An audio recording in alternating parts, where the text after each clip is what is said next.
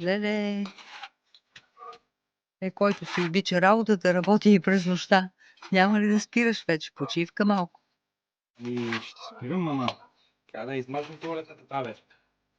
Други ден пръскаме, по-други ден гладисваме, поставяме гипс картон, градичките и става бомбон работа. Да ти кеф да се изахаш.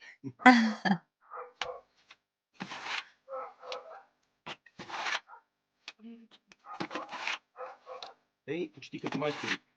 Да, Тупа, лупа и... става много добре.